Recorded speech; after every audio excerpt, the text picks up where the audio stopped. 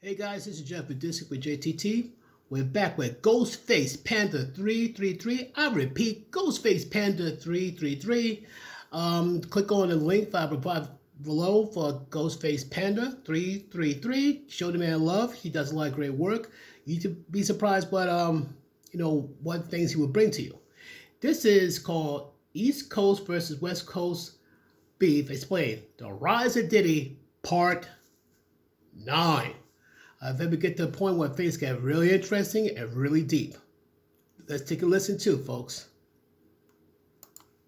Attempted in the lobby of Quad Studios was a watershed moment in hip-hop and a precursor to the East Coast-West Coast war that was to come. Tupac Shakur would survive the attempt on his life and began piecing together things that had gone down over the past few months and would eventually come to the conclusion that Bad Boy Records was in some way responsible for what happened to him. He especially felt betrayed by Biggie, who felt like the warning he gave him was too vague. Instead, he felt like Biggie should have told him that his life was in danger. Of course, Diddy would deny any involvement at all in what happened to Tupac, even though all the evidence that's accumulated over the years definitely says otherwise. Nevertheless, the beef was definitely on. Making matters worse, Diddy persuaded Biggie to release a song that he originally took off his album. In February 1995, the Notorious B.I.G. would release the song Who Shot Ya? Of course, Tupac immediately saw this as a diss track aimed right at him. However, that's not exactly true. Remember, Biggie recorded Ready to Die when he was still signed to Uptown Records in 1993, and actually recorded Who Shot Ya back then with Keith Murray on the second verse. I burn, baby, burn like disco inferno. Burn slow like Lex Feel more skins than Idaho potato. No, the lyrics is taking place. Fucking Biggie Smalls, it ain't safe. But at some point, Diddy and Biggie went back into the studio and re-recorded the song, removing Keith Murray and adding Biggie to the second verse and putting ad-libs by Diddy that said East Coast and 9-5. So regardless of Bad Boy's intention, Who Shot Ya would only serve to fuel the flames of a simmering beef. Which brings us to February 3rd, 1995. The annual Source Awards were being held in New York City with both Bad Boy and Death Row in attendance, and that's when this happened. Any artists out there want to be an artist and want to stay a star, don't have to worry about the executive producer trying to be all in the videos, all on the records, dancing. Come to Death Row. The East Coast ain't got no love for Dr. Dre and Snoop Dogg and Death Row. Y'all don't love us.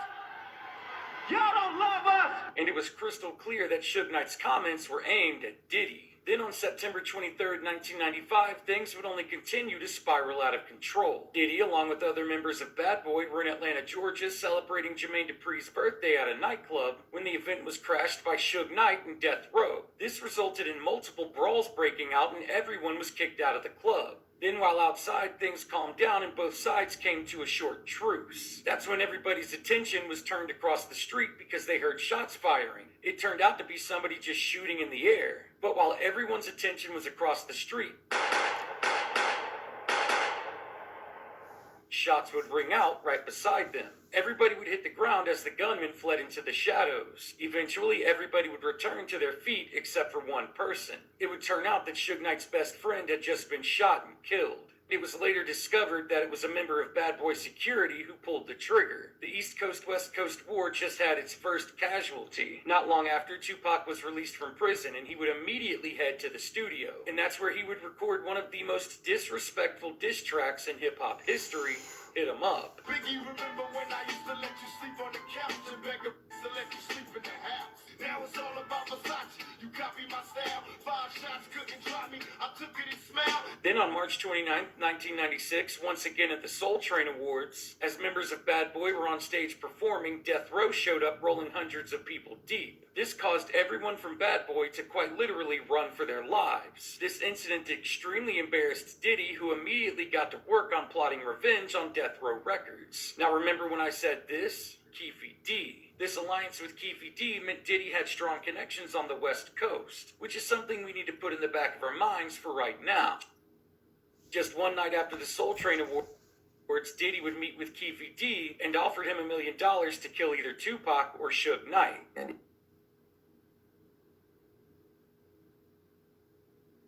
he tells Keefy D, man, I just need you to take care of this situation with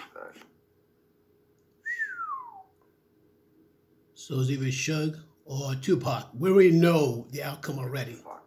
He's claiming that Puffy offered him $1 million to kill Suge.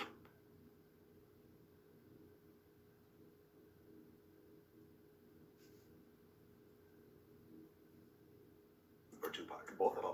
Yeah, both their names came out. Tupac Shakur's death clock was now ticking, which brings us to the night of September 7th, 1996. Rapper Tupac Shakur was shot here in Las Vegas. The rapper was shot inside of a BMW while stopped at a red light on Koval and Flamingo. Tupac Shakur. And that's when Tupac got capped permanently. He fought for his life, I think, for a few days, but lost his life. All because that Death Row Records came rolling hundreds of people deep, scared of Bad Boys crew. I mean, they were outnumbered. And Diddy plotted his revenge. And Keefe D was involved. Oh, trust what I tell you, though. When Tupac's family found out about Keefe D, they reopened the investigation. And I can promise you this. You think that that Biggie's family going to forget about it? No, they want this thing investigated, too. They want to investigate it. But, folks, what are your thoughts on this, though? Because, like, you got this East Coast versus West Coast beef and resulted in casualties on both sides? Yeah. Like I said, let me know in the comments down below your thoughts on it, and I hope to hear from you guys soon. And one more thing, share, like, subscribe. Peace.